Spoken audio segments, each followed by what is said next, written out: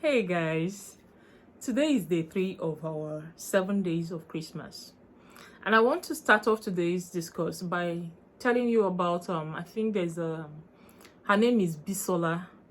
She's a Nigerian celebrity, and I watched one of her reels, and she was showing herself. She hosts a talk show, and she was showing herself backstage, walking herself up to go out and do what she needs to do. And I noticed that while she was walking herself up, she was in tears and walking herself up, whatever is her rhythm.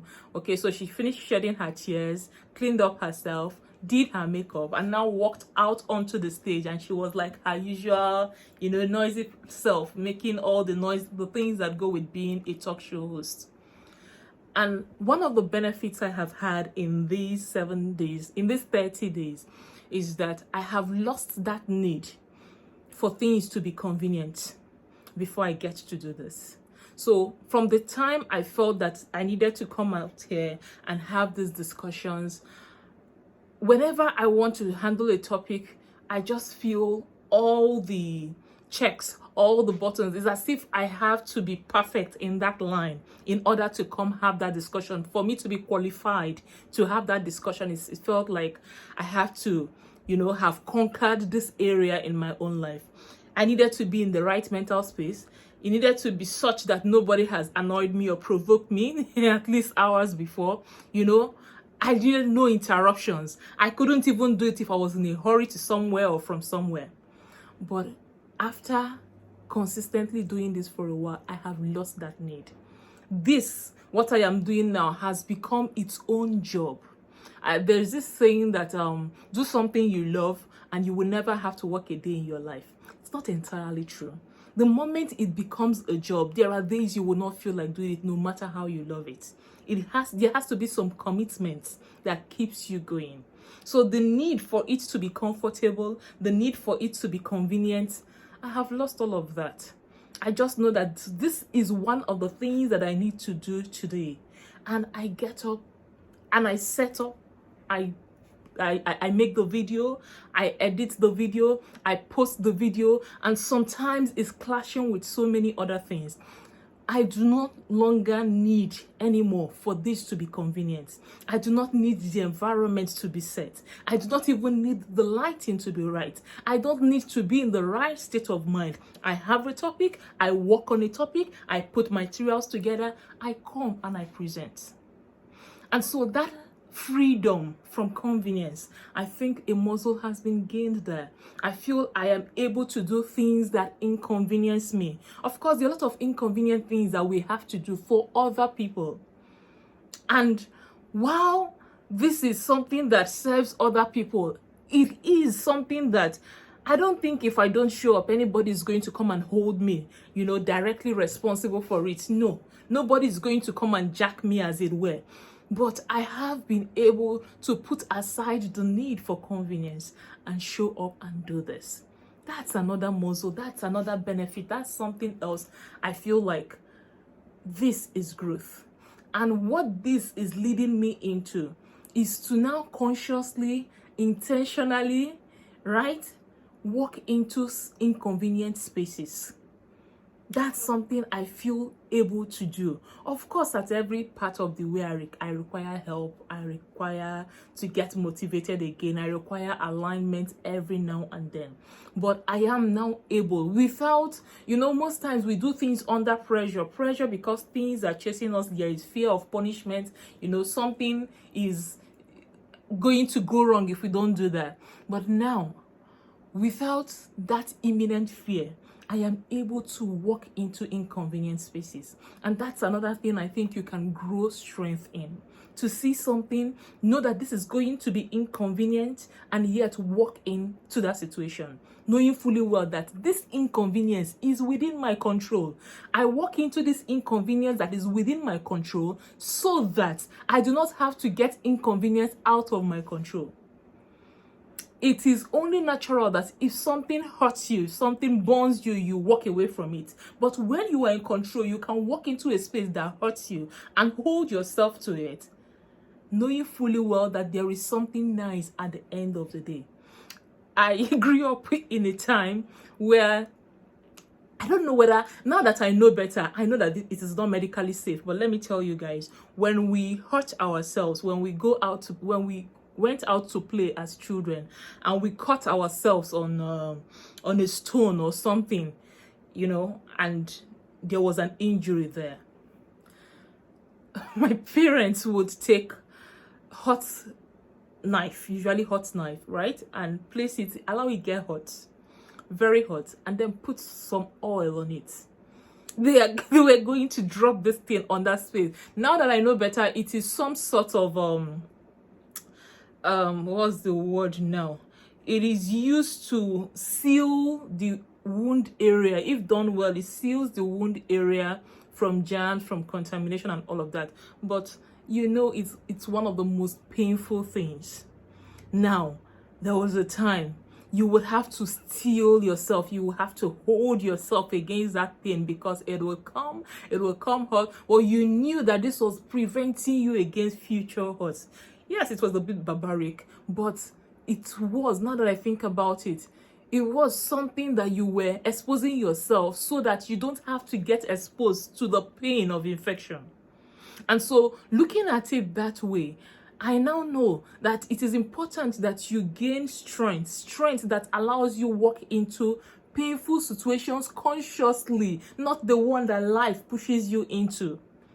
To consciously walk into controlled hurt, controlled discomfort, because this is totally within my control. And because I can do this, I can walk into many more places of inconvenience.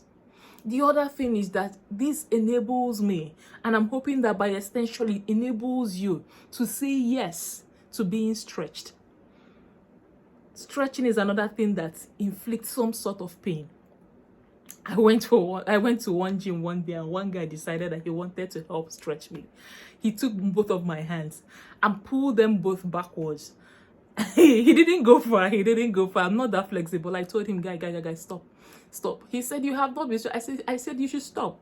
And so I was not willing at that time, you know, to go through that stretch. But later on, I got to learn that if you are stretched in that manner, when you exercise, the injuries do not hurt as much. The injuries wear off because you're already flexible. You are not going to have injuries even. And so, with an understanding of that, people expose themselves to painful stretches. I have seen people being stretched. Their eyes are shut. I can see them managing that pain. But you know what? That is pain they consciously expose themselves into. And because they have exposed themselves to that, they know that they are not going to have the other kind of pain that they are not, you know, that is going to happen anyways. So because they have consciously inoculated themselves by going through this control pain, they don't have to be exposed to the one that you go through, because there is always some sort of pain. There is always, if you're going to go through life, there are curves you are going to bend through, and particularly if you are going to be a leader. I believe those are the people that I have issues with, the people who are going to be leaders. Not all of us, not everybody, you know, is called to this whole leadership thing. The people who are called to leadership thing, there are skills that you must learn. You must learn at an early time to expose yourself, to walk out of places that seem comfortable and walk into places of discomfort. But this time around, the discomfort is being controlled, and so you know to allow yourself into it in measured doses. Saying yes to being stretched is something that we are going to have to deal with a lot more in the new year. In the first quarter of the new year, I'm going to be talking a lot about intentionally allowing yourself to be stretched. Getting stretched is a thing. What we do and what this whole timeline and this whole the whole vibe now encourages us that anything that hurts you, walk away from it. Anywhere you're not celebrated, walk away from it. Anything that does not feel good, walk away from it. That's for everybody. That's not for you. Because you have a different calling. You have a different path. You are not just like every other person. And if it does not relate to you, it's okay. Nothing is wrong with you. It's just you that you feel called to this level of leadership. And then you decide that you're going to play with children. that you are going to, say no to all forms. Anything that has hot written in it is not for you. My passion is sweetness and sweetness and sweetness. You have a mistaken identity. You are not sure who you are. Choose one and go and stand where you belong. But if you are called to leadership, if you feel strong in your heart that you have something that this world needs, that you have to be influential so that you get heard, you have to intentionally walk into sunshine. You have to intentionally walk into hot, boiling water. But this time around, it's controlled. It's controlled. Because you know what it is. You are bargaining it.